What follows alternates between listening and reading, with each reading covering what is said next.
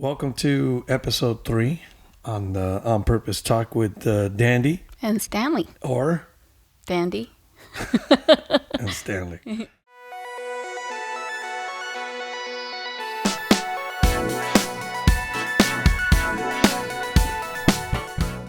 Welcome. I hope you guys have been enjoying our journey so far. It's been kind of cool to receive feedbacks, I think. Mm-hmm. What do you think? What have you been hearing? Good stuff. Cool. Everybody seems to like it. Yeah. I mean, I don't think they're going to go up to us and say, oh, we hate it. I hope people are being real. Right. That's always... I like when we get real comments. We did get a comment of they wanted to see you more. Mm-hmm. We are broadcasting this on YouTube as well. So therefore, I put 3 cameras. So Here we are.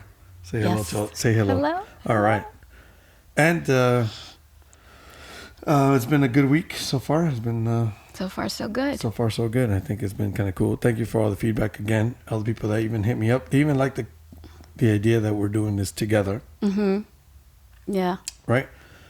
And this is new.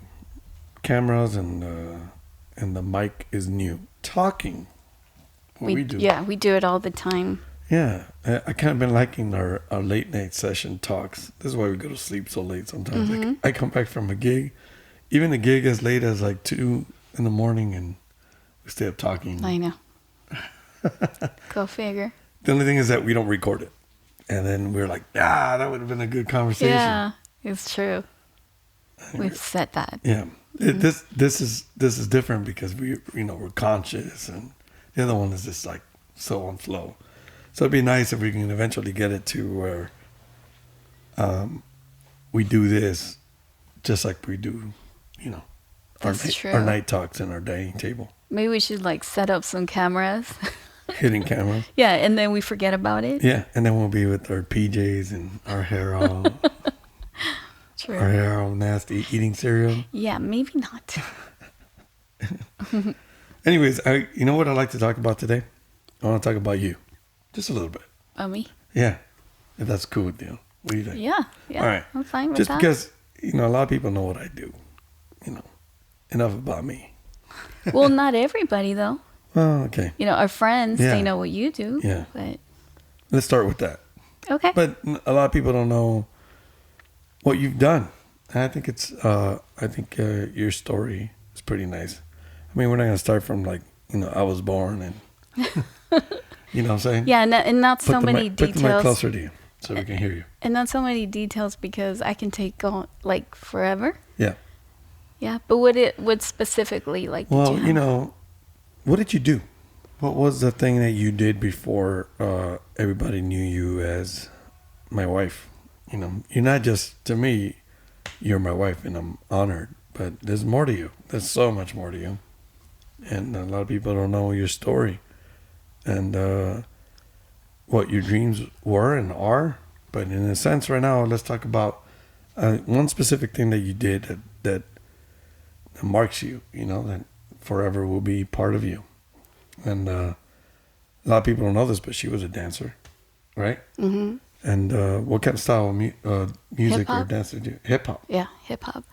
But we're talking about hip-hop when back in the 80s when it was mainly... breaking, popping, and locking, which the commercial term is breakdancing. That's how people know it. Right. Yeah. But it's breakdancing isn't really the actual term? No, but that's how people know it. If you want to talk about it, you got to say breakdancing so then they can understand. Because if you say breaking, they're like, breaking what? Right. So. Right, so they go, oh yeah, I break. And then they start doing the moves and it's like, oh, well, you're not breaking. Right. Right. Right. So explain it. Break it down. What is it? Well, breaking is mainly done b-boys.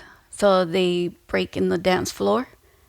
And so it's a lot of acrobatics, a lot of freezes, a lot of footwork. I don't know, yeah. Spinning on their head, on their back. A lot of little kids love that because there's a lot happening. Right. A lot of power moves. So that's what a b-boy is. A b-boy. Yeah. Okay. And then popping is what I used to do, and I still do. Yeah. It's more contracting muscles and like hitting, and it's more robotic and animated, and it's kind of like a lot of waves and Yeah, when you mention pop, a lot of people go into robot really quick. right, I see people do the robot pretty bad. right, But that's like the go-to right, move, I guess, when people think about popping, correct? right. They think that's it, but there's so many things to popping. So many other forms of popping.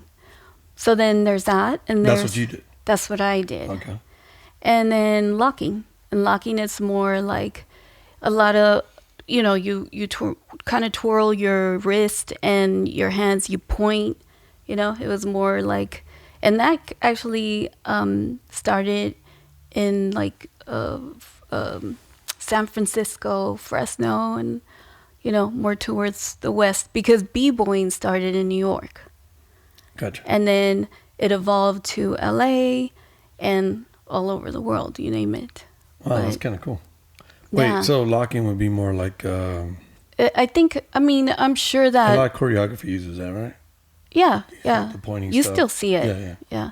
But I mean, and then again, I should probably not, because, I know the history, a little bit of the history from the West Coast, because I Right. lived in the West Coast. Right. Although It gets pretty deep, right? yeah, yeah. So I don't want to like, say something that it's not, or, I mean, that's what I know. Right. I can only share what I know, Right. where I was Well, at. that's what I want you to share. What you Yeah, know. yeah. So, but I mean, it was everywhere. But where it was like born, it was in the streets of New York. Okay. That's where b-boying. Now, you're not from New York. You're from LA. I'm from LA. So how did you see this dance form? I saw it in the streets the first time. I was walking down the street. I saw some poppers. There were like 3 kids that were popping. And I was like, what in the world is that? I like that. Wow. And ever since then, I became fascinated. It turned out to be that one of the poppers was Poppin' Taco, which he turned out to be one of the best. Yeah, one of the best in the world, because he was like, he would hit really hard, and he just very clean, a lot of finesse. And he actually went on tour with a lot of top artists. Michael Jackson. Wow. He was part of the Captain EO. I don't know if Is he the guy who Michael Jackson was influenced by? I Or would was this say like a few? There was a few of them. I know also. Because I know in your genre of dancers, everyone knows Michael Jackson used to look up to these guys, right? Yeah, Yeah. yeah. He would actually come out to the events. There was an event that one of my friends, Little Caesar, would put. He would put together, and he would come out and like scope everyone out. And yeah, That's cool. Yeah, it was interesting. Well, before we get into how you saw Poppin' Taco, finish what the other elements are. That's right. And Right. then there's so besides the dancing, Yeah. and then oh, by the way, there's also like whacking. So whacking is kind of like it's it's still locking, but it's a little bit more. I want to say it has more flair, like voguing kind of thing. Okay. Well, I guess it's a little too technical for me, but I know all my dancer listeners are going to be like, oh, yeah, I know what she's talking yeah, and now it has evolved, and now forget it, they're doing other stuff. But this is when I used to do it back in the 80s, and this is what I knew Yeah. and what I saw. Right. And so then along with that, there was graffiti. Graffiti, yeah. There was artists that were amazing. Now, is the difference between tagging and graffiti? Oh, definitely. Okay. Tagging is destructive. Yeah, Graffiti is art. correct. Yeah, it's Okay. beautiful. I mean, that's good to know because, my parents, everything that was tagging was like, mira, puro graffiti. Everything was graffiti, and it was negative. Right, But there is a difference. right. Yeah. And so besides art, Yeah. graffiti, there was DJing. So we needed our DJ, of course. Correct. Yeah. Put the music. Yes. Put the spins. Yeah. Now, there was an art to that. Yeah, because they used to battle. This whole hip hop concept was about battling, whether it was in the dance floor dancing, DJing, or MCing, like rappers would rap, against each other. That was so cool, And the DJs would get specific parts of the songs Right, that had breaks and like beats and right. right. And And That's the where idea the was, B-boys would right, come in and do that's their where thing. breaking music comes. Right. Is actually the part of the break of the song, and specifically in funk, right? Yeah. So it's like old funk stuff, Yeah. and they would. I mean, you have to browse through a lot of music. You had to browse through a lot of music to find these breaks to make it cool, Yeah. so that you guys could feel it, and then they would blend it in, and the way they would blend it in is what makes it pretty. I think pretty kind of. Yeah. It's kind of cool. And it, you know, Sample this stuff. yeah, and music was, you know, a very important part, obviously, because you're right. Like the better the music was, or the mix, or that, B-boys would get into it, and you can tell, it's like you get so hype, and the same thing with popping, Right. you have like the right beat, and you forget it, that you're gonna just go all out, kind of thing. I mentioned this because a lot of older generation don't understand that part of the music. And Right. they think hip hop is just playing music that's not live, and they think it's not music. And I think there's a musical aspect to it because number one, you have to sit there listening to old stuff, and then you have to find a part that sounds musical that you can make a song out of. Right. Obviously, you're not creating it. I mean, some people do, Right. but there's hip hop bands that play live beats and they create their stuff. But there's people who find music in the music Right. to make a new music, and I think that's interesting and challenging. And I don't know, it's just a good way to like open your mind a little bit. Well, I mean, overall, even the whole hip hop, like, and I want to share a little bit of that. Like, hip hop is such a positive thing. It brought a lot of nationalities together. It was honestly, and it still is. It's like about unity. It's about coming together and having fun and doing it in such a positive way.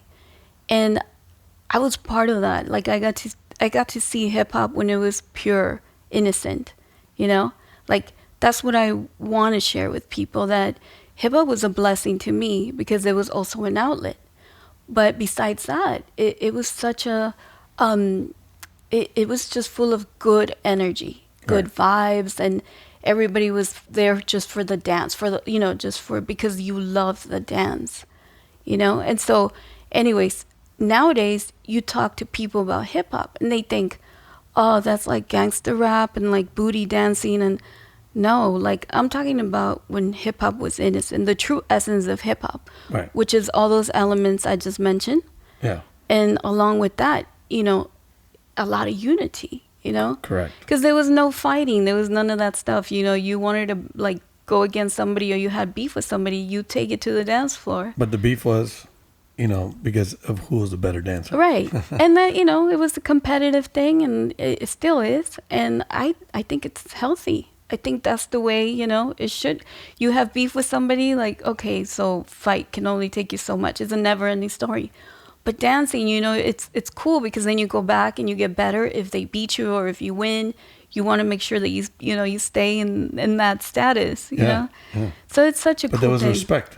There was respect, and exactly that, for like the females. There was a lot of that, like, like the guys would call their girls queens, or just in general, all As the opposed girls. to bitches. Right. Yeah. Which is sad, because It really is. nowadays I hear that and it's a very common word. Like, they even use it as whatever, like just a slang. I'm like, did I just hear that? I mean, I'm not saying that, you have to do things a certain way or just because that's what I believe in. But you know what? There was so much respect, Right. self-respect. And I love that. Because then a woman, you hear somebody calling you queen versus, the B word, you feel good about yourself, you realize your worth. And I think that's important. So hip hop, it's a culture, and that's what I grew up with. I became, that I became part of that without even realizing that that's what it was going to evolve to. Right. And so that's what I know. That's, I love it. I think it's such a beautiful thing. Unfortunately, a lot of people don't know it that way. No. Well, like myself, hip hop was introduced to me as gangster rap Right. because that's what I heard in the street. Right. I wasn't allowed to listen to it personally, so my brother and I would sneak and listen to the radio behind my parents' back. And the stuff you would hear in Power 106 in downtown LA, right? Would be gangster rap, Tupac, and all these guys, and Beef, and everything that was going on. And then my neighbors would blast. So at night time I would listen to like whatever they were listening to, and we loved it because the beats were cool. Just the lifestyle was kind of violent, you know. So, but that's kind of what people hear. I feel like it's changing now a little bit. You know, I hear like the top 40 stuff, and the younger generation just talking about posting stuff on Instagram, and girls, and who's better. I don't know why that song's in my head, but you know, it's just it's different. That's kind of cool. I feel like it's not so aggressive and gangster as it used to be. So it just depends. But there is a lot of people who associate hip hop with such a negative thing. Right. When it's sad because it wasn't like that in the beginning. No. It was such a positive thing. And it was also a way to get away from, your reality. Right. Your outcome. All right. So DJing, and then what's the other one, which is obvious? MCing, which is eventually became rappers. And, right? Yeah. The one that got the whole party started. And who could do the rhythms and rhyming, and that's kind of cool. Yeah. There's an art to that. I can't even do that. I can't fake it. Because you have to flow. When I do top 40 stuff and I sing and there's a rap part, I just don't sing it. I just let somebody solo over that. Because I'm not going to fake it. I cannot rap. I can barely talk. Let alone rap. All right, so you're in downtown LA. You're a little girl. And you saw this in the street. Where were you? Like, you saw it in the street. What were you doing in the Walking street? down the street, neighborhood, heading towards school and maybe to eat. And I saw it. And so... You see Pop and Taco. I see Pop and Taco. Why is his name Pop and Taco? It's such a weird name. I know. But you know what? This was during the 80s. So not a lot of people were just doing it. Like, it started with a group of people. And they would all hang out around LA. And then they were just hanging out on the street? Hanging out in the streets. Just like how you... Like, was it like a thing they would do? Yes. Boombox, cardboard box. It's true. That is true. That's how I saw it. And so later on, as more people started getting into it, because it was like embraced by a lot of people. So these guys that you saw. The guys that I saw. You saw 3 guys. Mm-hmm. And then one of them, I don't remember the name of the other guys. I know they continue doing it, but I just do not remember. But one of them was Pop and Taco. Yeah, because he did do a lot more stuff later on. He impacted you. Yeah. Totally. How old were you here? His style was, I was about to turn 13. Yeah. And he was about, how old do you think? I want to say 18, 16, 18. Okay. Yeah. Okay. So, anyhow, that's how blew your mind. I was blown away. And I knew I had to learn, and I knew that that's what I wanted to do. Now, you were dancing before. I was dancing before. I used to dance folklorico dancing because my mom was into that. I think I kind of mentioned that. I don't know if you did. I think I did. And the first where she did, she was a teacher in school. Oh, yeah. Yeah, so I started with that. And then during 12 and 13, I want to say that I started doing like little routines together in school. And I would put it together like with the whole students. And the teachers would let me, present it in like, when we would do like, what do they call? Plays at school. Plays. And I would put it together, and I don't know how they would trust me, but I would do it. But that was just in me. Like, I love dancing. I love like expressing myself. But when I saw popping, forget it. I was like I told you, I was blown away. I wanted to do it. So that summer, I went to I would spend summers with my grandmother. And so in her house, she had mirrors everywhere.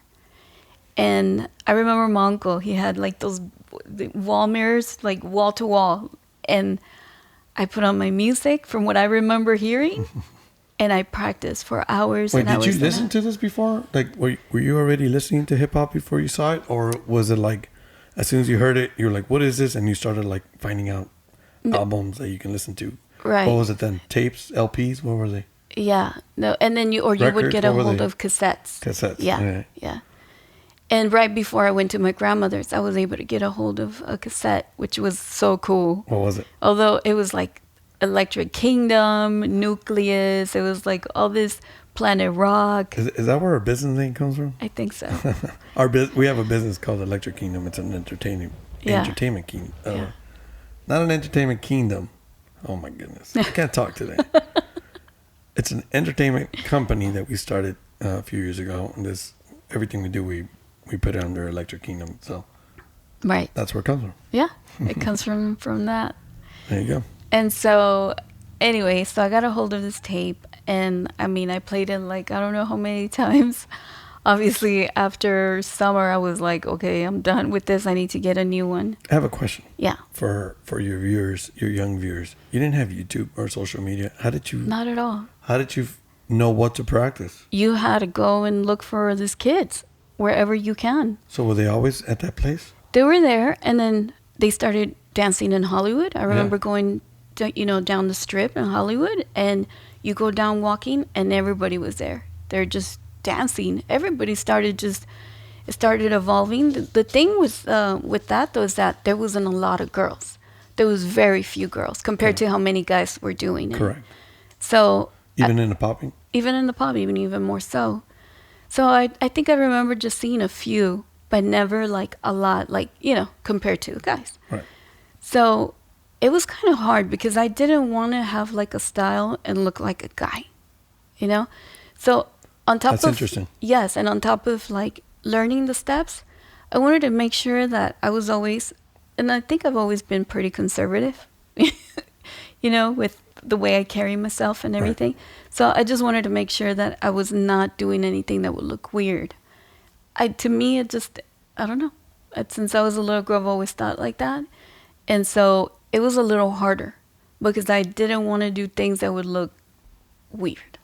Yeah. Correct. I don't know if it make any sense, but Like, or come off like you're a sexual object, yeah, I'm assuming? yeah. Because I was, for some reason, really early on, I knew that was appealing to men, and that's not what I wanted. Correct. Or to boys. If a girl would dance that way. Correct. Yeah. It's still kind of it's like that now, right? I mean, people think about it, hip hop, and they think booty dancing and. Yeah, well, because there is those girls that do that, and Right. they like that, and. Right. But you were always pretty conscious about this, but you were about the technique. Yeah, I was about to, making sure that I was doing, my popping right, but at the same time, I did not want to do anything that felt uncomfortable for me. So I found it a little hard, because sometimes later on, you make friends and they would tell you, oh, make this move, and I was like, okay, I don't know if I want to do that move. It wouldn't feel right. But then I would say, no, I'm not gonna not do it. I gotta find a way for me to feel comfortable doing that move. But anyhow, so later on you started seeing it everywhere. Then I remember one night I was watching TV, I saw it on TV, and it's just I couldn't stop. Like, there is no way I was gonna stop. That's so cool. Yeah. And even when it was dying down, I did not stop. I was like one of the few that during lunch or like during our little after PE, we had like a little bit of free time before the bell would ring for the next class or lunch or whatever. I would have my little boombox I would put in. I would be dancing. Everybody would just be like, okay, it's kind of like outdated. It's what year was this from? This was like way after late 80s. Okay. Yeah. So it was like dying. What was coming in? New wave and, K-rock music and, The Cure and just everything else. Alternative a little bit. Yeah. That was like a little more in the 90s, right? But Yeah. It was like around that time. Yeah. And just a lot of other trends that started coming in and out. But for me, since hip-hop or popping was never a trend, I embraced it as mine. Like, Right. I didn't see it as that. To a lot of other people, they did. They're like, oh, that's out. I'm like, what's out? This is who I am. I'm not going to ever, That's very important. That's, to be true to yourself, regardless of what people think. You love something. A lot of people give up on stuff. Right. Because they want to go with the flow of trend. And, but, you were true to what you loved. Yeah. and what rang true to you. Right. I mean, you were dancing before. I mean, I know your story. So, Right. So, we're trying to tell people a little bit of your passion here. So, I mean, I know you started dancing when you were very young. Your mom was a dancer. Your dad was a dancer. Mm-hmm. Your dad was a competitive mambo dancer. Mm-hmm. Your grandparents were dancers. Your grandma, right? Mm-hmm. Grandma. So, there is a lot of influence. Dancing was such a celebratory thing in your family. Mm-hmm. And specifically a style, right? And whether it was folklorico or anything Latin. Folklorico is just like a very like Mexican. in this case a very Mexican. It's when it comes to folkloric dancing, it's depending on the region. Since you guys are Mexican, if you haven't been able to tell by our accent, we're Latinos, or by the way we look, we're Latinos. So your family's Mexican. Mm-hmm. So Mexican folklore is a very pride thing. Right. Right. Right. So you saying no to that and going to hip hop, I'm sure your mom must have been like, what? Like almost brokenhearted in a sense. She was. Did she come around to it eventually? She did. Yes. She saw that, I loved it. And I'm assuming as a dancer, she must have been like, at least she's dancing. I mean, she's, Right. from one dancer to the other. Yeah. And then, it kept me out of trouble. I was raised in LA, really bad neighborhood, where you would step out and there was gangs, drugs, people killing each other. Like it was crazy. A lot of my friends, they would end up getting pregnant real early on, or some of them unfortunately even got killed, trying to ditch school and getting into cars, with really young boys. I mean, well, I'm sure ditching was part of your culture too. yeah, and that's how I got to go to Radiotron. Because my mom was not going to let me go to no Radiotron. Explain what Radiotron is. Radiotron was a spot where a lot of, But it became an icon, B-boys. right? Yeah. There's even like movies, about it. In the movie named Breaking. So right, yeah. Which a lot of people probably know that movie. Yeah, Very popular. Yeah, so it's actually a true story, I mean, of course, for Hollywood, they had to True story of the culture. The culture, yeah. Yeah. It did happen. It was a real hangout. Not the people. Some of the people were there, but not, mostly they were dancers and actors, but there was some that were real. Right. Like one of the main, I want to say, no, you know what, I'd rather not say, because You don't remember? I don't remember, a lot of stuff. It was You gotta watch the movie It again. was a long time ago. Yeah. Now we'll get to that, but you did get to dance with one of the actors. Yeah, I did. Shrimp. Yeah, Michael Chambers. He was actually one of the main stars from the movie Breaking. Yeah. I would get to dance with him years later. That's awesome. But before that, my neighbor turned out to be, I was already living there, and he moved in. LA. In LA, and his name was Osrock. And Osrock was like one of the first B-boys too that, he came from New York, and he would come to LA and just bring this whole vibe. And so he would invite a lot of B-boys. So I remember for a summer, or I don't remember for a whole summer, 2 B-boys from Rocksteady Crew came, which was Kuriaki and Bucky. Rest in peace. They're no longer alive.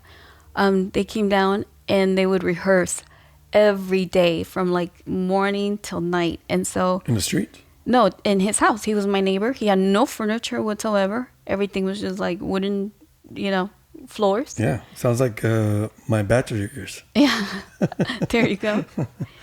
And so I got to be part of that. I was always hanging out there and seeing them. They were getting ready they were working on they would travel and they would do stuff like in Vegas and like different shows and stuff like that. So I got to witness that because I was they were my neighbors. That's so cool. So you're listening to the music?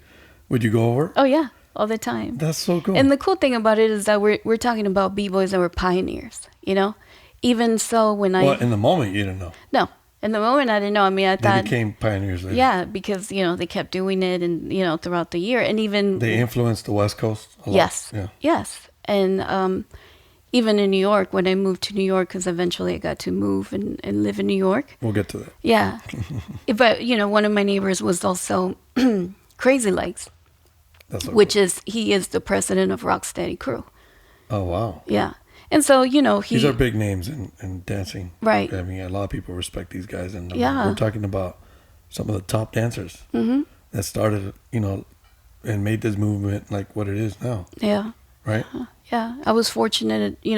That's awesome. I Yes. mean, what a privilege for you, and to be able to witness some of the birthing of these guys. When they were practicing in their moments, when little did they know how big this was going to become, Right. and you're there and Yeah. you're watching it, and it's something you love, Right.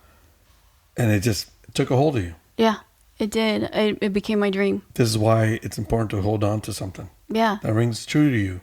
Yeah. Because so many people give up. Right. So you get to the point where you're doing this all the time and you're dancing, and then the fad goes away. Now you come to the decisions like, do I go with the fad?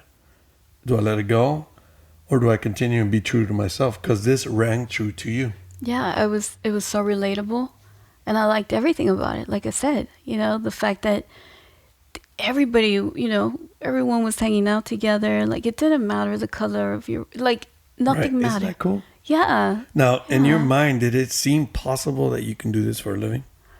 At that time when I started, no. Yeah. No. Was it even possible for any dancer to I mean, later on you saw people like in movies, making movies like Breaking, Beat Right. Street and all that. And then obviously they would get paid and, and then it became a possibility? yeah. And, but never in my mind did I think I'd probably be part of it or get paid to do something I love so much. What you was know? your first gig that changed your life? My first gig was probably a Japan trip. And yeah, that was like just a small crew, something we put together, which at that time I don't remember. But so my first little boyfriend that I had, he turned out to be also a b-boy, a dancer. Okay. So I would end up practicing with him, learning together and whatnot. Yeah. So then we got to do some stuff together. You ended up marrying. Yeah. Yeah. Yeah. And so we got to travel and we got to do stuff like that. Yeah. But never did I think, that I would do it on like stage or like as a musical or on, Broadway or anything like Now, that. you love theater. I do. Now, when you met me, most musicians I know don't like theater.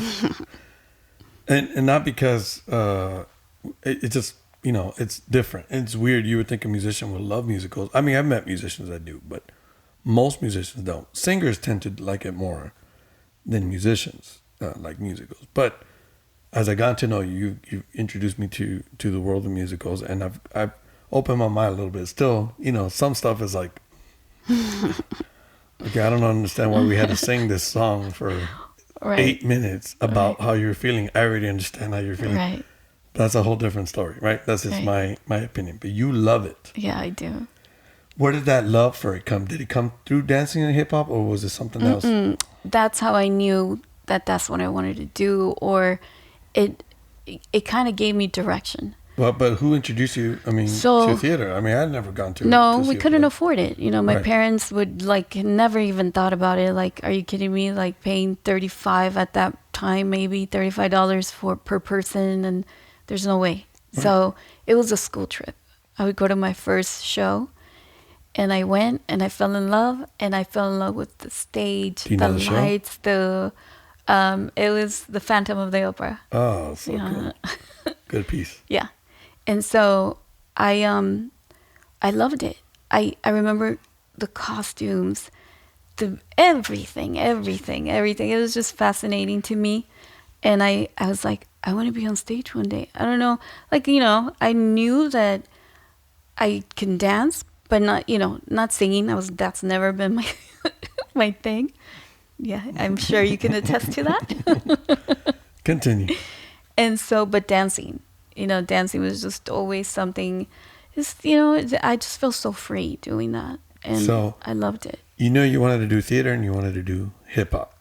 Yeah, there was a point in my life where I was like, imagine one day, if it can be So possible. you did dream it. I did, but I never thought because, You never seen it. no. Not because, together. No, because, Was it even anywhere? no, I'll take that back because in the movie Breaking, they showed like a little bit of like what breaking can do like on a stage, like a kind of like in a like on a theater. Well, yeah, it was like Yeah. a theater. So they The audition one? Was it the audition scene? No. no. There's like they actually in the end of the movie they end up doing like a show, a Okay. theater show. But to me, I saw it in the movie theater. Like to me, to know that I was gonna end up doing something like that, it was really far fetched. Like, that's what I'm Yeah. saying. So, did you get to that dream? Yes, I did. I did, and it was amazing. I remember the first time I saw it because at first I was not part of it. It was my ex who was part of it, and I remember sitting down and seeing it, and it was just like, wow. Like, Where did you see it? this was in Minetta Lane Theater in New York, and it was amazing.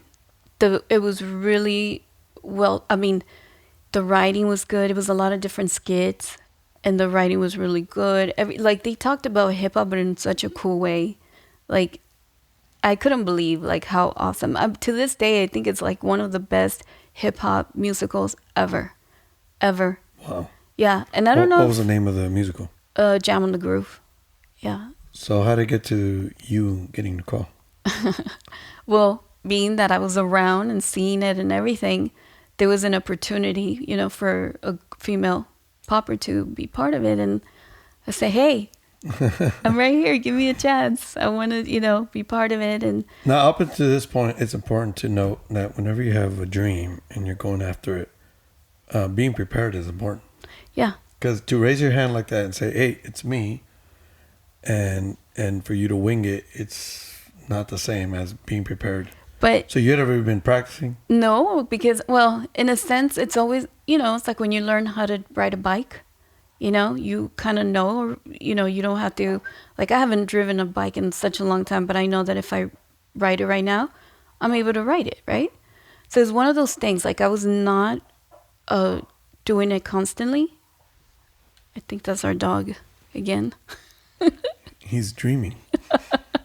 He's so cute. So I don't want to say that I was at that time I was like always practicing. No, because this was already in the 90s, like late 90s. No, maybe 96, 97. Not 97. No. It was in the He's dreaming. I don't know what he's dreaming about. Okay, go back to 97. No, not 97. That was no. It was 95, 96. So this was way. Should I wake him up? Yeah, is he okay? Sorry about that. He's so cute though. Yeah, he's dreaming. Are you okay, Linus? He's dreaming. All right. He's dreaming about everything I'm saying. I guess he must have been running somewhere, barking. He's a funny dude. So, I wasn't like per se like, oh, like ready. Like I was kind of rusty, but I know that, seeing my ex do, being part of it, I kind of like, got a little bit, I would go home and practice a little bit, or I would just mess with it. But I mean, it was decent enough, But yeah, I got to be part of the show. Eventually, it would get picked up by Calvin Klein. They were our sponsors, and then they took us on a world tour. So we got to travel with it. The best part, I can tell you, we went to Alaska, to Japan, to a lot of places all throughout, like by the States and many places. But my favorite was Disney World. Of course. We were there for 2 weeks, and it was amazing. It was so all our nice. friends are laughing, right? Because they're like not surprised. Right. Right. My beautiful wife here has a very deep affinity, love. All things Disney. All things Disney, she is crazy about. And I think we go to Disneyland, and every time I see her face, it's like she's never been there. I love it, though. It's like the kid in you. Yeah. Yeah. Yeah. Tell me about that first time you walked on that stage. What was the feeling like? It was awesome. I remember feeling really grateful. Did you remember Yes. the first time you saw this genre, you saw this movement, you saw this dance, and the moment you started dreaming? I remember being when I went to go see the first show, and when I'm telling you about the field trip Yeah. that we went to go The see. Phantom of the Opera. Yes. And I remember dreaming right there that I wanted to be on stage. And so everything came back. And I also remember at 12 praying to God and saying, God, I want to do this. One day, allow me to do this. And so he, he reminded me of that moment. And I was just like, I started bawling. That's beautiful. Yeah, because Yeah. I was really grateful. I remember this was my dream. Yeah. And like I said, coming from where I came from, and it was almost like I was going against all odds, Yeah. and nothing would tell me that I was able to afford to dream like that, Right. The circumstance. Yeah, all my Usually- circumstances Right. were saying, They tell you dreams don't exist. yeah, like you're gonna end up like getting pregnant or getting in trouble, into gangs or Drugs. yeah, something. Alcohol. Yeah, because I was surrounded by Easy. that. It's Yes. easy. Even, out of shape, right? Yeah. Because, to be a dancer, you cannot be. Right. So, out of shape, who cares? Laziness. Yeah. Stuck in just a mediocre job that you do not love. Right? Mm-hmm. Because that's, being Latinos, our parents teach us just work hard. But it's never like work, but work. If you're going to work for something that you love. Mm-hmm. It's always just work. Work is good, but they never explain what kind of work. You know what I'm saying? Like, I as I've gotten older, I thank God I get to do what I love. Mm-hmm. And I get to do music as a living to provide for my family, provide in my life, and I realize working hard is good when it's something you love. But working for something that doesn't build you anything, and you're depressed and sad, and you're in a bad mood. Mm-hmm. Then it just work is just a nuisance. It's Right. just dragging. You know what I'm saying? Yeah. You'll see like young people tired, young people just like they don't care about life. They're just like, oh yeah, whatever.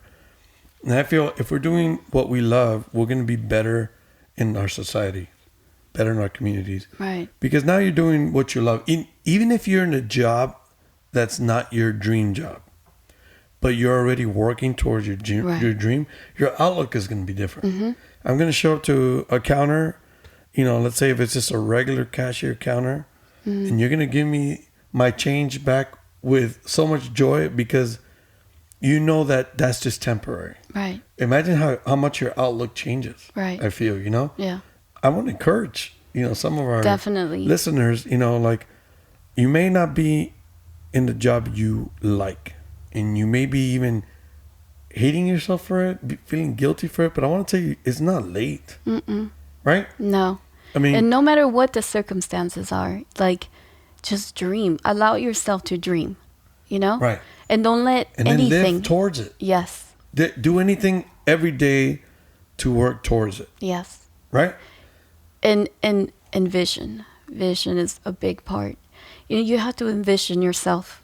Like when I used to think about me like doing stuff like or traveling with dancing or dancing for artists or I used to envision myself like on stage and doing my thing. And at times there was times that I'd be like, but then I'm like, no, that's what I want to do. I want to be able to experience that. I want to be able to fulfill those dreams that I was having,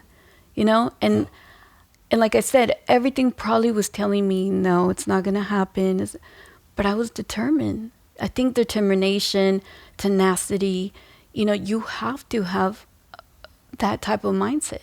As crazy, because then there's going to be people.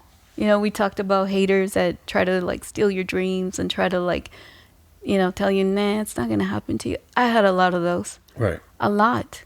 They would tell me, like, what are you doing? Like, that's so dead. Like, that's so over with. Like, popping is so outdated, and they would like try to make me feel like I was out of place. And maybe, for a lot of people. That's always going to be the thing. And now. But any dream anyone has, people are always going to try to put you down. Yeah. Yeah. I see it like this. That's a good dream sharpener. Yeah, it is. You know what I'm saying? Yeah. It makes me even more focused. Yeah. Yeah. And I'm that kind of person. And you tell me no, I'm like, oh, really? You know? And I think you have to, I'm the same way. Mm-hmm. Somebody tells me to wear brown, I'll wear black. Right. I don't like people telling me what to wear. It's just because it's like, it's not about what I'm wearing. Mm-hmm. You know, like, Mm-hmm. just, you know, anyways, it's just my mindset, right? It's Right. a little bit of rebelness. But you can use that rebelness for the good thing. Right. But what about those people who think they're too far in life and it's too late? No. No, it's never too late. You dream and you make your dreams come true. Okay, what about those people who are deep in their life? They already have a job that they can't get out of because they have to sustain so many mouths. What do you say to them? There's always a way. I believe so too. You know, I see so many people who transform their bodies. Mm-hmm. And it's an amazing transformation. But guess what? It takes a step at a time. Mm-hmm. And I've seen people do it with the busiest schedule they've ever had. Mm-hmm. And with full of family, you know, a house full of kids, you know, responsibilities and stuff they have to take care of. Right. But they'll find a little bit of time. Yeah. And I feel like if you invest that time in your dream, you can do it. Mm-hmm. Hey, here's a quick example. A year ago, we started talking about this podcast. Mm-hmm. What did we start doing? We started buying a microphone. Yeah. Like all the stuff we needed. Anything, just little by little. Just Yeah. little things we started investing into a dream we had for the near future Mm-hmm. of starting a podcast, just to see what happens, you know? In it, there was a lot of conversation, discussions, Yeah. arguments, disagreements, Yeah. agreements. But whatever it was, you start just, you know, investing in them. Mm-hmm. Let's encourage our listeners to invest in themselves. Yes. Right? Yes. It's so worth it. There's a lot of people who have business ideas, but their jobs take away their time. Mm-hmm. But sometimes they'll binge watch. They'll binge watch a show, and I'm like, you had time. Mm-hmm. You know what I'm saying? Mm-hmm. Yes. That time that you used. You could be, using Right? it towards your dream or your goal or whatever you're going after. Like, Yeah. definitely. Yeah. I think. And then what about those who say, I don't have the tools needed? You know, so here's an example with you. You know, you grew up in an era where the tools, like something to get known, like social media, wasn't existent. No. That didn't exist. That didn't exist. But what existed was your mindset and your tenacity, and to surround yourself with people who were also part of it. Mm-hmm. So today, I feel like it's a lot easier to post stuff and Oh, yeah, easily get everybody will see you. and eyes are everywhere. Mm-hmm. I mean, there's so many talented people I've discovered through social media that's amazing. I can't even believe it. Mm-hmm. So I say, you know, here's another thing. I was a musician. Bass playing is like the biggest, you know, it's the instrument I play. I didn't have a bass in my house. You know what I'm saying? Mm-hmm. My brother was a drummer. He didn't have a drum set in his house, but we figured it out. I would go Saturdays and stay at church as long as I can, just so I could play extra, so I can, Right. you know, develop something. You know what I'm saying? Like, Because you really wanted to. You were 'Cause you- going after something. Exactly. You had vision. exactly. Yeah. So I encourage a lot of people to go after something, and even if you say you have nothing, I want to tell you something. You have your dream. Mm-hmm. You have this, your mind. You know what I'm saying? Mm-hmm. Like, you have that. Hold on to it. Yeah. Hold on to it. Yeah. Dare to dream. Allow yourself to dream. Don't listen to anybody. Don't, you might think like, oh, but I'm too old, my age, or I'm not where I used to be, or that's already something. Like, if it was really a dream of yours or something you wanted to do, you can do it. There's nothing that's telling you, the only one that's telling you no is you. Only you can stop you. But if you really want to accomplish something, you can do it. It just takes, of course, it's going to require sacrifice, sometimes sweat, tears of, But that's not a bad thing. No, but it's all working and heading towards your dream. It's so worth it, So yes, definitely, we want to encourage, never stop dreaming. No, there's a purpose. Yes, everyone's. yes. Whatever helps. Like me, I know, like, I get older, and at some point I tell myself, okay, you're not a little girl, you can't. But no, something in me tells me, never lose your sense of wonder. Like, never stop dreaming. Never think that you're too old for anything. Never, because you know what? Yes, we change and we evolve, but that's the beauty of things, that, we can, what I used to like before, I don't like anymore, but I like new things, Yeah. So it's not a bad thing. Change is not a bad thing. Sometimes you need change in your life, and sometimes your dream will get even bigger, or those goals that you want, and why is that a wrong thing? It's not. You just go after them. Like, now I have so many dreams that, you think about it, you're like, oh my goodness, am I going to be able to, like, accomplish? You know what? I have to work towards it. I have to. Like, I'm not going to not do it just because, before, in the past, fear always gets on the way. Things always get on the way. Circumstances, again. Yeah. But I always try to, like, think of, like, when you want something, you go after it, you'll accomplish it. You will. That's so good. Yeah.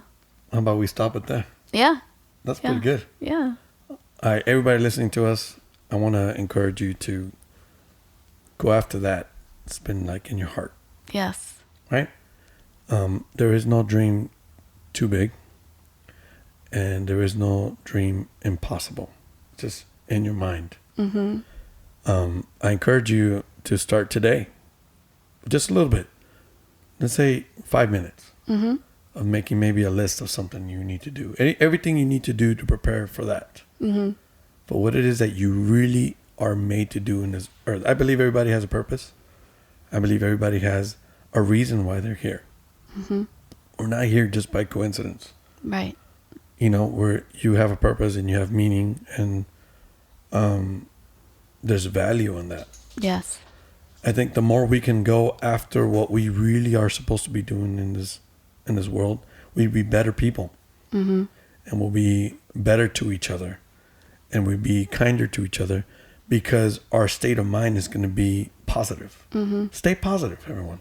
Yes. And whatever negative you have in your life, start weeding it out. That's a hard thing to do. Right. Because sometimes it's with people we think we love, and we might love them, but not necessarily the love is coming back to us. Right. And so really assess all that stuff. Right. So that we can continue going towards a path where we're supposed to be. Right. And be complete. Mm-hmm. That's great. That's why I like that story. That's why I wanted to share that story today. I wanted people to know that it's possible. Dreams are possible to be accomplished. Here's a little girl from LA where the environment was negative. Mm-hmm. It looked grim. It did. And there was really no positive reinforcement. It was just, go be a wife and then get out of here. Right. That's yeah, usually pretty the typical. much. Yeah. Mm-hmm. But you saw something, you loved it, you held on to it, and you did it. Yeah. Oh, that's amazing. Yeah. That's so cool. And I still get to do it. And you still get to do it. And, I want to end with this. Sometimes you think, okay, so all that for what? Right? But then there is. Like, later on throughout, after I had my son, he was 2 years old. One morning I woke up and it was, like, so clear to me. Like, okay, now I'm going to do this, but now I'm going to do it in another way, And I started dancing and presenting my dream, my new dream, to a church, telling stories of the Bible through dance. That's awesome. Yeah, so it carries on. Like, don't ever feel like you accomplish your dream and then that's it. Like, it'll take you somewhere else. And it has evolved since then. And I still up to this day, there is times that I still get invited to go to churches, or to do other things, or to teach, or to, teach choreography. But it's a never-ending story. And then you realize, like, this is why I had to go through all that. This is why I needed to prepare. Right.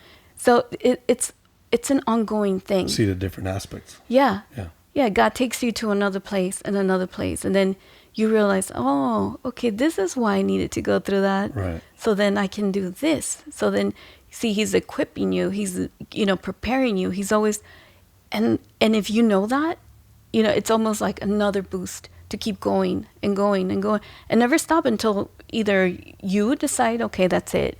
I'm going to like hang my dancing shoes. I thought I said that a while back, but yeah, that's never going to happen. No, I think you'll always be a dancer, and everybody who has seen you dance, they know it too. So, that's a really good point. Yeah. I like that. Yeah. That's awesome. If it gets tough and if you don't know what to do, I encourage you to pray. Mm-hmm. God is listening. Definitely. Look at me, one prayer, when me just saying, God, please, I want to do that, and he heard it. God listens to the desires of your heart. Nothing goes unnoticed with God. Yeah. He listens, and he is a good God. Right. And it isn't a magic thing where he's just going to close his eyes and things Not are going to at happen. all. It's you also positioning yourself in line towards where you're supposed to go. Mm-hmm. And the two will meet. Yeah. Well, because it's almost like, how bad do you want it? Right. Right? Correct. So, because I can ask all I want. But if I'm not, working towards that direction, it's almost like not that he doesn't hear our prayers. No, but sometimes he wants us to, put ourselves out there. Like, okay, what are you willing to do? What, like you said, because God is not a genie. God is not going to just make things appear. And no, he doesn't work like that. God is God. And when you ask him for something, he will give you the right tools. He will equip you. He will give you vision. He will give you, those things that God can do for you. But then you have to also, put some effort to it. And you have to say, okay, then meet me. Then let's do this. Then it's not just you trying to do something alone versus God with you. And that is something big, because we serve a big God. Like when you ask him, be with me in this, may you please guide me. May you please show me. He is faithful, and he will take you. And he will take you until you get to that place where you want to be. Because he's with you. Well, you heard it here. Thank you for sharing that. Yeah, of course, baby. Appreciate it. I encourage you guys to start today. Yes. Let's think different. Yes. Let's go towards our dreams. Yes. We're here doing a podcast because of something we talked about over a year ago. And here we are. True. So we're living it with you. And we're day by day we're learning. Where can they send us emails to say hello? At purposetalk at Gmail. at gmail.com. Yeah. onpurposetalk@gmail.com. You can also follow my wife on her Instagram, Dandy Things with a Z. You can follow me, Stanley Serrano, at Stanley Serrano. Stanley like the tool, Serrano like the chili pepper. Something I always say. And, say hello. Please tell us what you guys think. Subscribe to our podcast. There's more coming up. It's once a week is the thing we're going to start doing. Yes, and we want to start putting content every Monday. So, hopefully we'll start doing every Monday. Yeah. Maybe not this podcast. It'll probably be, sooner than not. But we're getting the groove of this, so yes. bear with us. But here we go. Yeah. Yeah. All right. Well, thank you very much. Thank you, guys. Have a good one. Yes.